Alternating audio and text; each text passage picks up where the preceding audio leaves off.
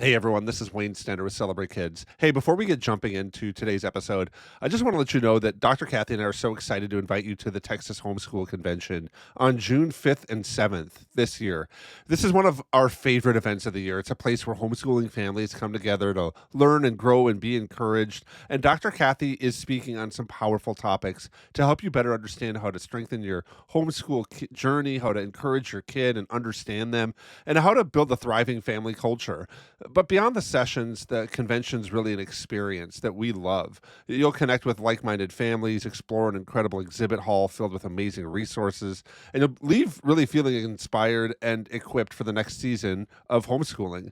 Here's something special for you too. When you register, use the code Kathy, that's Kathy, for 20% off of your tickets. Whether you're a brand new homeschooler or a seasoned veteran, this event is really great and it's for you. So we want to encourage you, grab your tickets today, and we'll see you in Texas. You can register at convention.thsc.org. Now let's get to this episode of the Celebrate Kids podcast, this daily segment, Facing the Dark. Don't be afraid of the dark. Be careful with stars. Not every light is gonna guide you, baby. Not every light is gonna guide you. So, Dr. Kathy, adolescents with mental health conditions report distinct and often more negative experiences on social media compared to their peers. Those with internalizing conditions like anxiety and depression were more likely to compare themselves to others, struggle with self control, and experience mood changes tied to likes and comments. On average, teens with mental health conditions spent about 50 minutes more daily on social media than those without. While what's causing this is really unclear, these patterns suggest social media may amplify emotional challenges that highlight the need for ethical guidelines and really tailored support for teens with social media. This is all a report that's coming out of the University of Cambridge from a study that was conducted in 2017. Now, Dr. Kathy, I wanted to ask you a little bit, what is it about social media that causes so much mental health anguish for kids? That's a good topic, right? I'm interested that the survey is old, but the article is new, and I wonder how. I don't think the data would be different. I wonder if it would actually show that social media is even more damaging now to kids with mental health, issues. Why does it happen?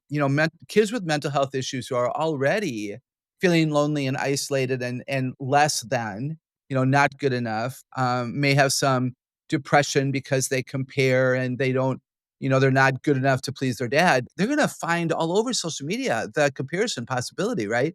Because one of the issues that we know, and some of us have written about this, is the highlight reel is on social media. Rarely do people post, the bad things of the day, and if they do it, they're trying to make some kind of a funny, humorous point most often. So kids who don't have a realistic perspective about themselves and the way the world works will look and may not be able to discern that somebody is faking it to make it, and then they compare their real life to the fake life that's been, endorsed, if you will, by these social media platforms, and that I think that's a huge thing, and I do think that creates the anguish. I also think that when you're in front of your screen, again, you're isolating from the human contact. You think you're getting it, you think you have, real friendship. That's not certainly true in the real sense. So they're isolating from the very people who can speak life over them and into them, and that would be prayerfully, I hope, family members, including siblings, and then, members of the peer group who are positive, kids from a youth group who are positive, but we escape that and stare at our screen instead. Yeah, Dr. Kathy, I think that's really true. We do kind of work to escape it. And I think that oftentimes social media and I think even like TV, Netflix, I will just admit like the binge watching that oftentimes my wife and I'll do with a good show, it isn't really an escape. It's a chance for us to unwind or decompress from the day. I know that you've talked a little bit about how you enjoy watching westerns like Gunsmoke just to unpack, kind of unwind from the day. It's a way for you to kind of quote unquote veg out. Help me walk through a little bit of how social media is different than that practice. And are those practices healthy for us to maybe model for our kids that it's okay to sit down and kind of unwind in that way with technology? That's really a good question. It's absolutely okay to unwind. It's absolutely necessary. And I do sometimes do it with TV shows. My dad loved Bonanza and Gunsmoke. And I have vivid memories of watching with my dad. And my dad's been with Jesus for 21 years. So this goes way back. And there are times when, I'm bored with life or I'm stressed or I'm doing a mindless activity, and I will put on Bonanza or Gunsmoke. And I don't mind the shows. I do kind of enjoy it, but it mostly is that emotional connection. And that's part of what, of course, social media does for people. It's also what, TV shows can do. I will sometimes watch MASH or I Love Lucy, and I don't mind the comedy. What I remember though would be laughing with my dad during MASH. He loved that show, and it's so fun. I think what's interesting about binge watching, and for you and Nancy, or in my case, I may watch a murder mystery and I know the outcome. I've seen it before. But isn't there something comforting about that? Like you begin to know the characters, you begin to predict, you feel so smart, and there's comfort. There's no angst, there's no worry. I think those are those rhythms are different from I think the social media rhythm, which is anything goes. You don't know for sure what's going to pop up on your window next. Dr. Kathy, I think that's kind of helpful, and especially as we think through it, and what's maybe causing the anguish with our kids, thinking through just the dynamic of they put something out there in social media, or they're watching other friends' social media, and they just kind of anticipate what's going to happen, or they're going to get trolled, or they're going to get praised and celebrated by all their friends. It can be kind of a challenging time, but I think that sometimes there's different maybe mental toughness that kind of happens with kids, and there are some of our kids, especially if we have multiple kids in our family, who are a little bit more sensitive to different things, whether it's different stresses in their life or also different things that they feel like they should be celebrated for. I kind of wanted to ask this, knowing that our kids are different and social media impacts every kid differently. And you often talked about not necessarily chronological age, but really a little bit of an emotional age, how kids kind of have developed and matured emotionally, and are they ready for these different things that we're putting before them? How do we assess if our kids are ready for these things? How do we note if they have maybe some mental health, maybe markers that we should be mindful of, especially when we look at different things like social media? Yeah, I would say that if they're emotionally immature, they compare themselves to everybody else. They don't know who they are separate from a comparison. So I'm only as good as the other person is bad, if you will. Or I'm gonna feel good today if my friend falls down and she's laughed at, so I'm not laughed at. So that's an immature emotional, character issue where they're judging themselves not against what they're capable of and who they are and could be, but against who others are. If they're already doing that, then social media is a no-brainer unhealthy for them because it's filled with the opportunity to compare. F to fro it's filled with an opportunity to compare ourselves to fake people and ourselves to real people who we don't need to be comparing ourselves to because we have nothing in common with them. So that would be one thing I would look at. Are they typically comparing? Then social media will do great damage. If they're negative in their orientation toward themselves and they're not comfortable with their strengths, then I think again social media is going to be a really negative space for them. Dr. Kathy, that's really important for us to recognize and see that. I think, like what you're talking about, being aware of their emotional health, but oftentimes we step into this and we're like, "Whoa, we definitely made a mistake." I don't know if any other parents out there have this happen, but it happens to me all the time where I step into something, or I tell my kid for sure we could definitely do that thing, and then we get two steps into it, and I'm like, "Whoa, wait a minute, we gotta hit time out, we got to rewind. We can't do this anymore. That was really a bad idea." My wife is a lot more forward thinking than I am, Dr. Kathy, but I want to know a little bit, when we do get into this place, especially with social media, how do we maybe take some steps back, or undo it, or pull back kind of pull the reins back a little bit, especially with someone that might have some mental health challenges, because I can imagine that that would actually maybe set them off a little bit. How do we do that with kids that naturally are already struggling and we see it, but now we need to pull the reins back? Oh, it's such a good question. I love what you've done with your own kids, where you've said yes because it did feel and seem and think like a good idea.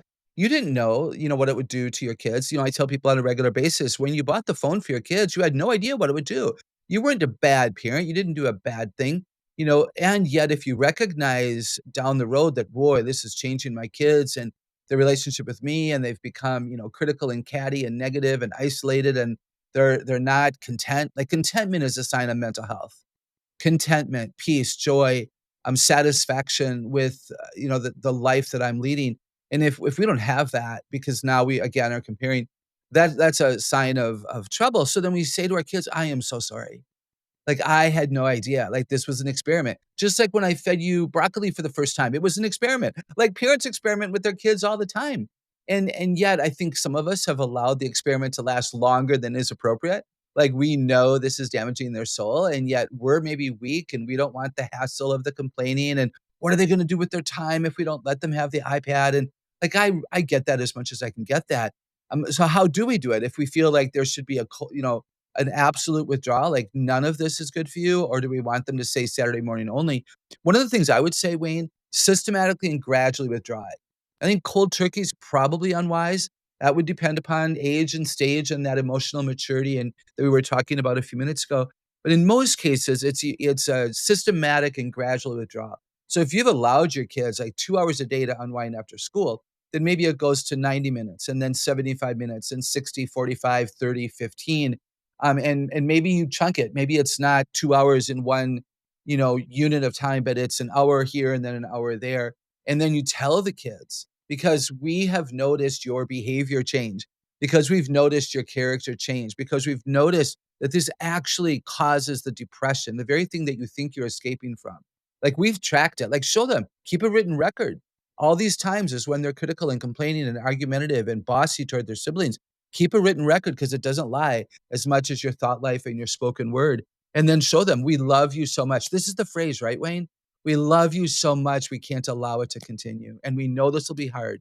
And then you know what I'm going to say? We got to do it too. Like, one of the best ways to honor your children is that at the same time that you want them to take a fast, a digital fast, or you want them to use social media less, you show them that you're doing the same thing. Maybe you take a social media app off your phone for a while so that you only can use it with your computer. And that's going to make sure that you're not using it, at the dentist office, but instead you talk to your child who's stressed waiting for the dentist. Why ignore the kid in that moment and be on your social media? Why don't we, play a game with them or just at least talk about what life is like? So show them that you're going to make changes too. I really loved what Dr. Kathy and I had a chance to talk about today. I think it's really important. And it reminded me actually of a passage that comes out of Luke chapter 19. I'll begin reading it, verse 1.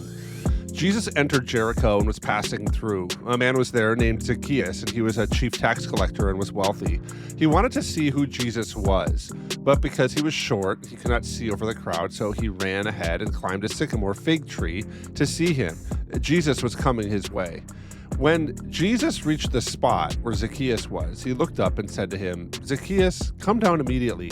I must stay at your house today." So he went down at once and welcomed him gladly. All the people saw this and began to mutter, "He has gone to be the guest of a sinner." But Zacchaeus stood up and said to the Lord, "Lord, here and now I give half of my possessions to the poor. And if I've cheated anybody out of anything, I'll pay them back 4 times." Jesus said to him, "Today salvation has come to this house, because this man, too, is a son of Abraham. For the Son of Man came to seek and save what is lost." In this recounting of what happened with Zacchaeus and Jesus, we see that Zacchaeus is a Jewish tax collector. He's working for Rome and was widely despised for extorting his own people. Tax collectors were symbols of greed and betrayal and moral compromise. Yet when Jesus came to Jericho, Zacchaeus was so eager to see him that he climbed a tree. When Jesus chose to eat with him, which was a very scandalous move, Zacchaeus made a radical change. He says, "Look, Lord, here and now I give half my possessions to the poor, and if I've cheated anybody, I'll repay them back 4 times that amount." That's a complete reversal. It's a restitution plus just generosity move. Zacchaeus shows that no matter how far we've gone down the wrong path, like too much screen time, or engaging in gossip online, or consuming unhealthy content, we can really turn that around and make it right. So I think this is an encouraging podcast for you. Challenge your kids. What does it look like to clean up their digital life? Who do they need to unfollow? What apps need limits? And what could they give up to restore balance? As a parent, how can you step into this moment and really guide them and direct them? Sometimes maybe even take some things away to reset and refocus and reframe their life, just like Zacchaeus did. I think that can be an incredible light when we do that with our kids, that shines and cuts through some of the dark times that they're facing now and probably will face in the future if they continue to develop these bad habits with technology. So I hope that's an encouragement to you. I hope this whole podcast is an encouragement to you. Dr. Kathy and I are so thankful that you're listening to the Celebrate Kids podcast, especially these daily episodes, Facing the Dark. On behalf of Dr. Kathy Cook, my name is Wayne Stender. Thanks for listening today, and we're looking forward to seeing you here again tomorrow.